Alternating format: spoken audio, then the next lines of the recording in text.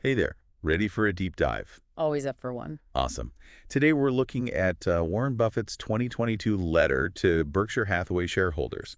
It's, not your typical dry financial report. Yeah. It's full of insights on investing, business, and even, reflections on the U.S. economy. Yeah. And of course, you can always count on some of Charlie Munger's wit and wisdom sprinkled in there, too. Definitely. Eh. All right, so let's just jump right in. First up, how did Berkshire Hathaway actually perform in 2022? Well, Buffett called it a good year, and the numbers seem to back that up. They achieved record operating earnings. Record operating earnings. How much are we talking? A cool $30.8 billion. Wow, that's pretty impressive. It is. But Buffett's quick to point out, though, that we should be focused on operating earnings rather than just looking at GAAP earnings. Okay, so I have to admit, accounting terms can be a bit of a headache sometimes. Mhm. What's the difference here, and why should we, as investors, care about that distinction? Yeah, I get it. It can seem like jargon sometimes. Imagine this. You're trying to figure out how well a local bakery is doing, right? GAAP earnings would be like looking at their total revenue, including everything. Maybe they sold some old equipment or had a one-time catering gig. That's all lumped in there together. Right, exactly. But operating earnings, that's like focusing on the core business. How many loaves of bread did they bake and sell?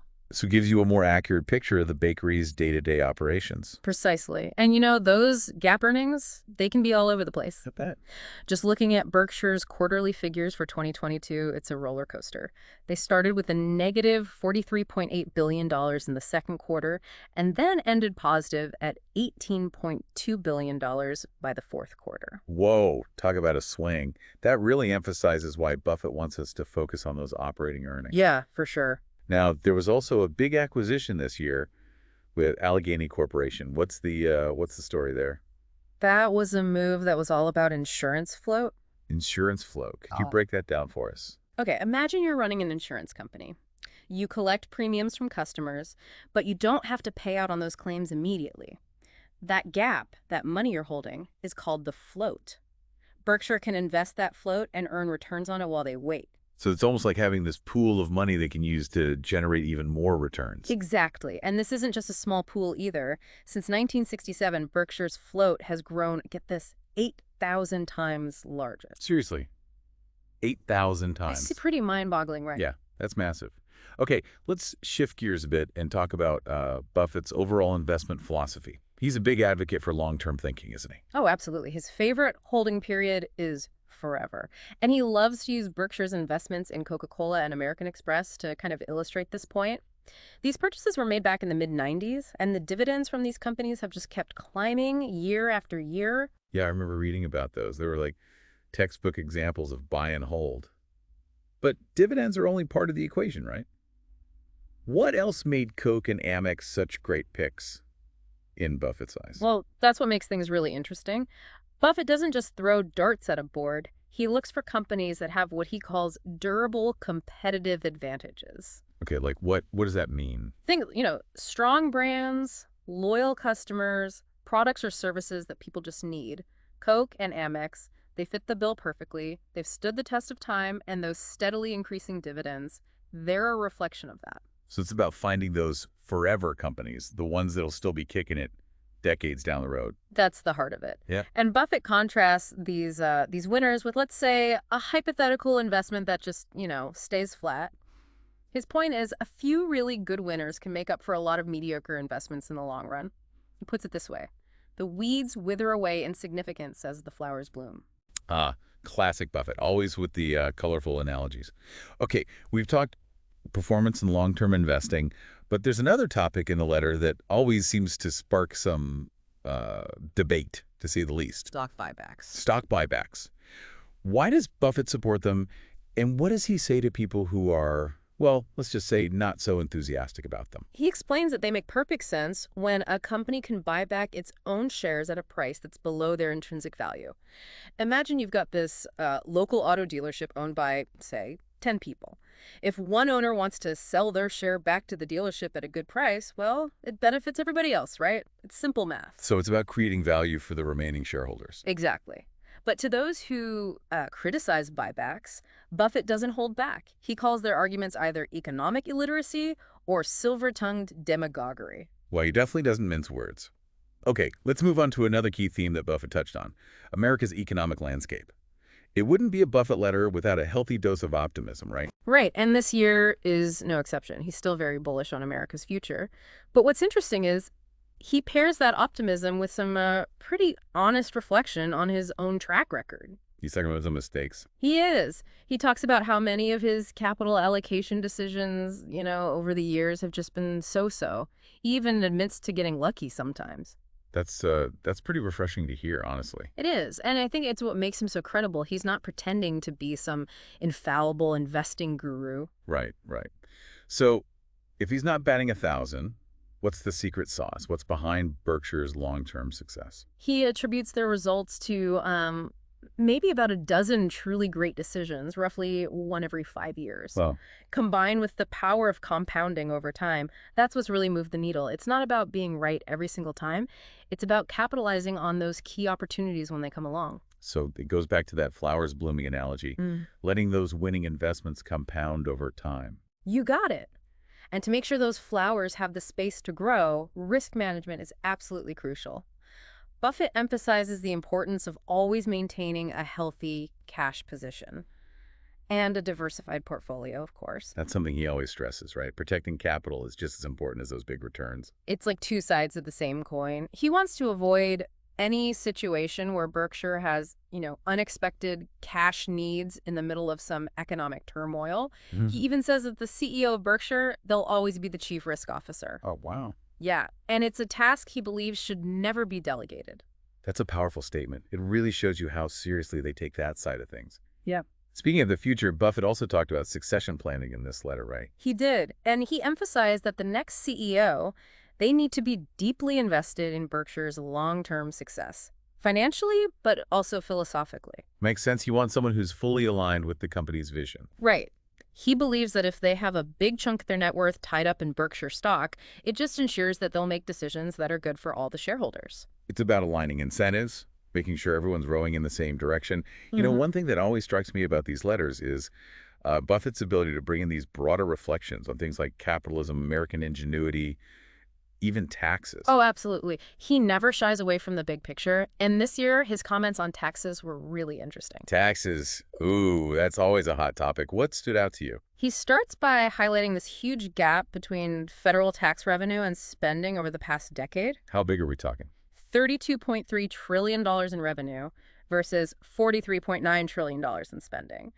But, and this is important, he doesn't try to predict what'll happen because of that. So he's just laying out the facts. Just the facts, letting us draw our own conclusions. And then he moves on to Berkshire's own tax contributions. Turns out they've paid $32 billion in federal income taxes over the past decade. That's a huge number. How does that compare to the overall federal tax revenue? It's almost exactly 0.1% of all federal tax revenue collected during that time.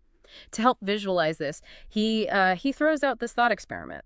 Imagine if there were about 1,000 taxpayers in the U.S. who each paid the same amount in taxes as Berkshire. Okay, so like 1,000 Berkshire Hathaways, essentially. Exactly. And if that were the case, he says, nobody else in the entire country would have to pay any federal income taxes at all. Whoa. That's a really powerful way to put it into perspective. It is. He doesn't stop there, though. He brings it all home with, one of his classic vivid analogies. This time, he's using stacks of $100 bills to represent these huge sums of money. I love when he does that. Right. It makes things so much more concrete. Okay, so break it down for us. How tall are we talking here? So a stack of $1 million and $100 bills, that would reach about chest high. Okay, I can picture that. Now, $1 billion, that's a stack 3/4 of a mile high. Taller than most skyscrapers. For sure. But the real showstopper is when you try to picture Berkshire's $32 billion in federal income tax payments. Okay, I'm ready. That stack would reach over 21 miles into the sky. Think about it. That's 3 times the cruising altitude of a commercial airplane. Oh my goodness, that's just, I can't even wrap my head around that. Yeah. Okay, I'm officially impressed. Right. And to connect it back to, the individual investor, he summarizes Berkshire's tax contributions with this great line. When it comes to federal taxes, individuals who own Berkshire can unequivocally state, I gave at the office. That's brilliant. It's like by investing in Berkshire, you're part of something bigger, something that's making a real contribution.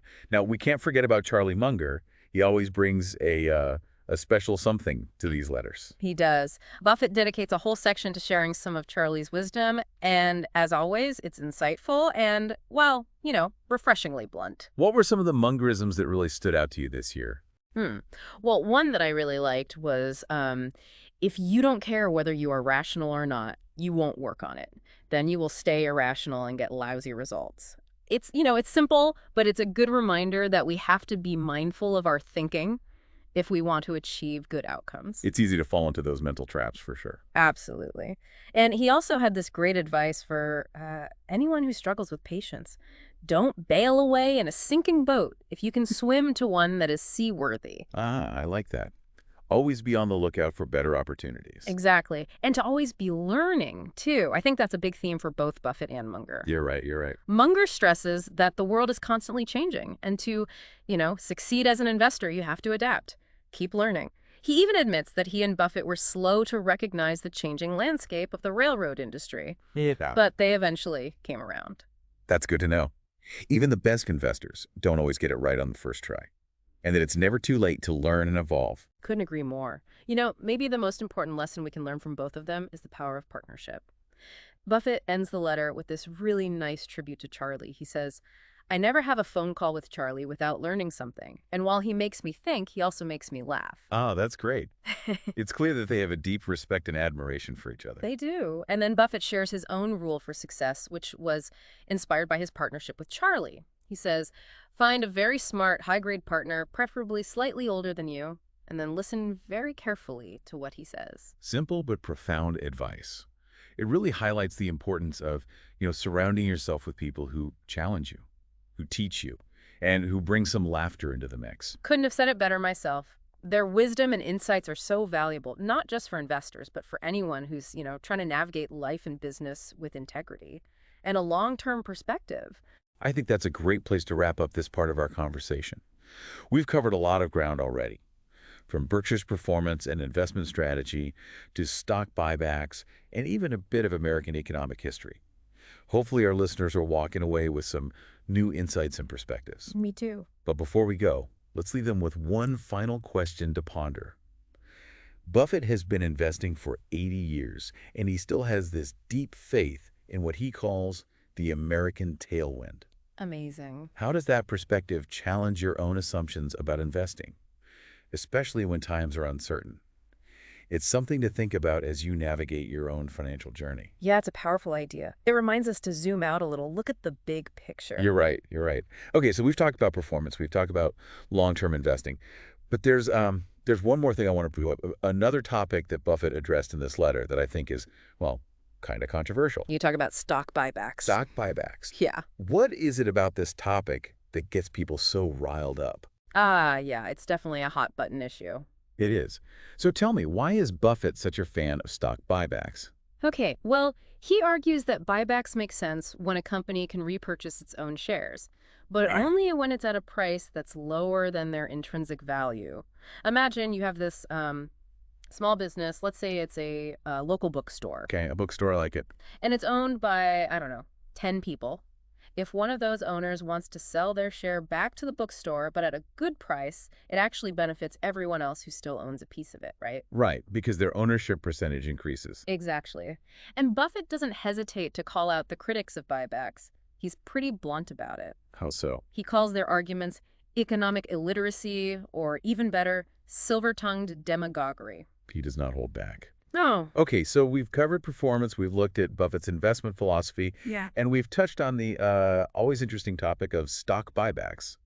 What else? What else is in this letter? Well, he talks quite a bit about the American economy. Of course he does. It wouldn't be a Warren Buffett letter without some good old-fashioned optimism about the future of America. It's true. But what I find really interesting is how he connects that optimism to his own experiences, to his own investment journey. He even admits that he's made some mistakes along the way. Really? He admits to making mistakes. That's pretty rare for a CEO. You know, right?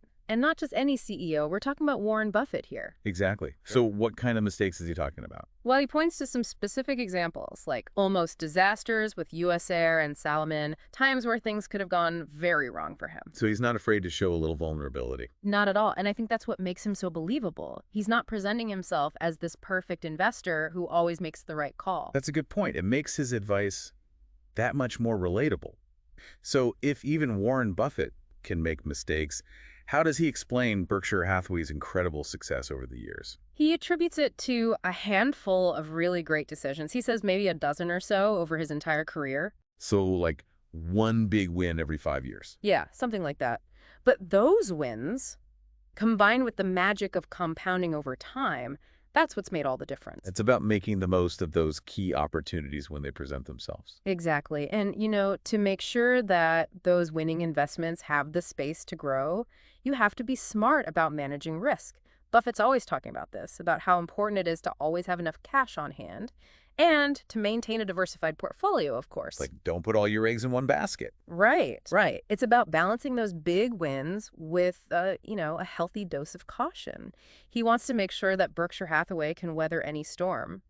He even goes so far as to say that the CEO of Berkshire Hathaway will always be the chief risk officer. Wow, that's a pretty big deal. It is, and he's very clear that it's a job that should never be delegated. You're telling me? Okay, well, it sounds like he's put a lot of thought into this, into making sure that Berkshire Hathaway is set up for success even after he's gone. Absolutely. And speaking of the future, he talks about succession planning in this letter, too. Oh, right. It's like he's thinking 10 steps ahead, always. He is. He's thinking about the long game, for sure.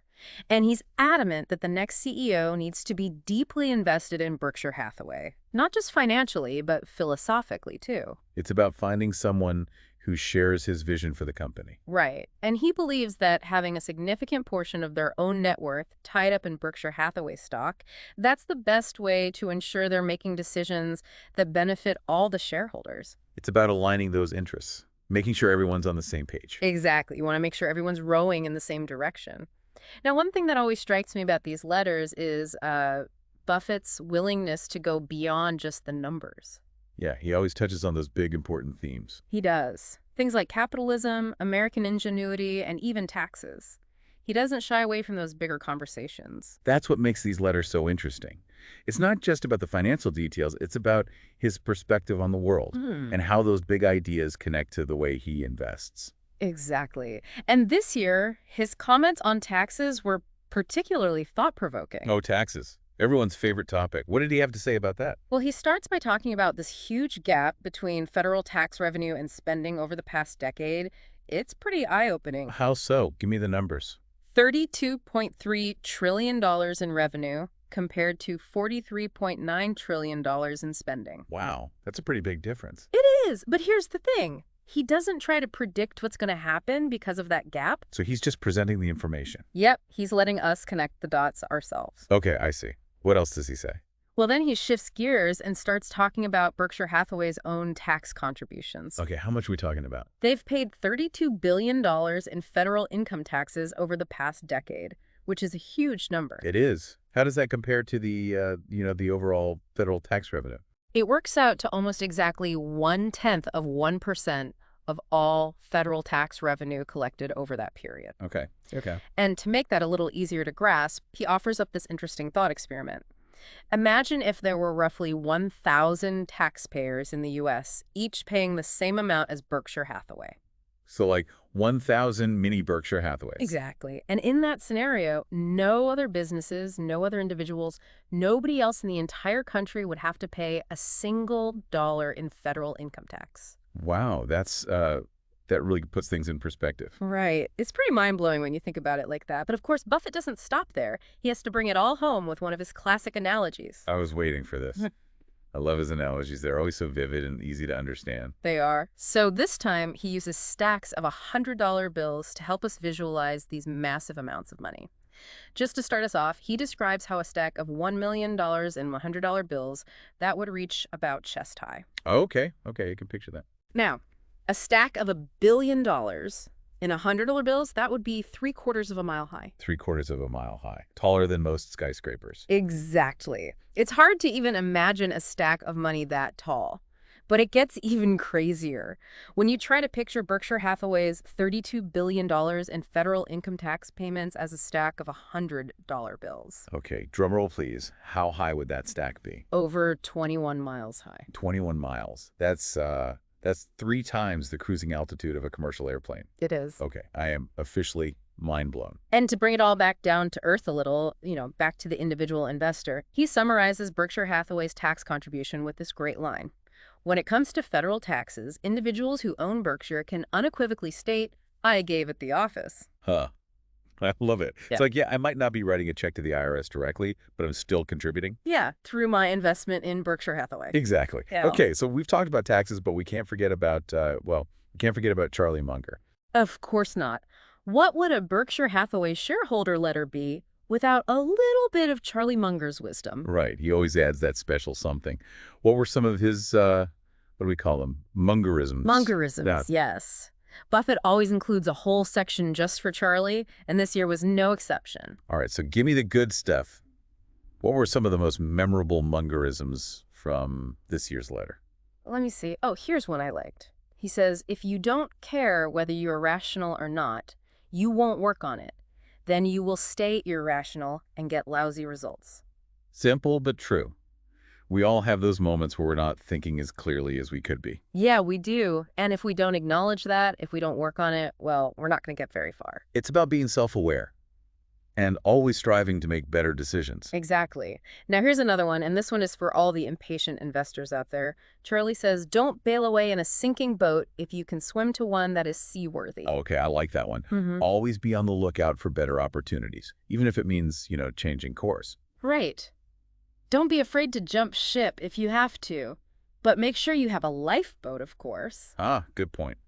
Now, one thing that I've always admired about both Buffett and Munger is their commitment to lifelong learning. Oh, absolutely. That's something they both emphasize all the time. Yeah. Do you remember any specific examples from this year's letter? Well, Munger talks about how important it is to adapt as an investor, to be willing to change your thinking as the world changes. And you know what? He admits that he and Buffett were slow to grasp the changes that were happening in the railroad industry. They missed the boat. I can't believe it. Well, they caught up eventually, but it just goes to show you, even the best investors in the world, they don't have all the answers all the time. It's a good reminder to stay humble. It is. And to always be open to new information. Maybe the most valuable lesson we can learn from Buffett and Munger is the power of partnership. Oh, absolutely. They're the ultimate dynamic duo. I know. They complement each other perfectly. Yeah. And Buffett, he ends the letter with this really touching tribute to Charlie. Oh, I love when he does that. What did he say? He says, I never have a phone call with Charlie without learning something, and while he makes me think, he also makes me laugh. Oh, that's so sweet. You can really tell how much they value each other. They do, and their partnership has been so instrumental to their success. No doubt about it. Okay, so we're coming to the end of our deep dive into Warren Buffett's 2022 letter to Berkshire Hathaway shareholders. I think we've covered pretty much everything. But before we sign off, I want to leave our listeners with one final thought. Okay, shoot. Buffett has been investing for 80 years. It's incredible. I know, right? And he still believes deeply in what he calls the American tailwind. So here's my question.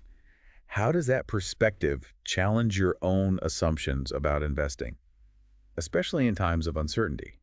It's something to really think about as you navigate your own financial journey. Yeah, it's definitely inspiring. It's a reminder that sometimes you have to look past the short-term ups and downs. Exactly.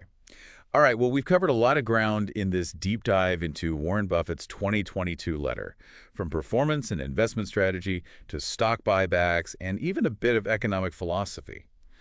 Before we wrap up, is there anything else that stood out to you from the letter? Well, one thing that always strikes me is Buffett's, his unwavering belief in America. He's been investing for 80 years. That's like more than a third of our country's entire history. It's amazing when you think about it that way. He's seen it all the economic cycles, all the ups and downs. Right. And he states very clearly in this letter that he's never seen a time when betting against America in the long run actually made any sense. It's that long-term perspective, right? Exactly. He calls it the American tailwind, this enduring spirit of ingenuity and resilience. It's a good reminder, especially with all the uncertainty in the world right now. It is. It tells us to look beyond the headlines, Yeah. to remember that underlying strength. That's a great point. So before we go, let's talk about some key takeaways for our listeners. What can they learn from this letter? What can they apply to their own investment journeys? Well, I think the first thing to remember is successful investing, it's a marathon, not a sprint. You have to be patient. Yeah, patience is key. Don't get caught up in the short-term noise of the market. Exactly. Stay focused on the long game. The second takeaway, I'd say, is to always be learning. The world's constantly changing, so your investment approach needs to adapt too. Don't be afraid to, challenge your assumptions, evolve your thinking. You got it. And finally, never underestimate the power of partnership. Find people you trust, people who challenge you and share your values. It's amazing what you can accomplish together. That's so true. It's clear that Buffett and Munger's partnership has played a huge role in their success. All right, that was a great discussion. Thanks for joining us for this deep dive into Warren Buffett's 2022 letter to Berkshire Hathaway shareholders. That was fun. And to all our listeners, we'll see you next time for another fascinating exploration.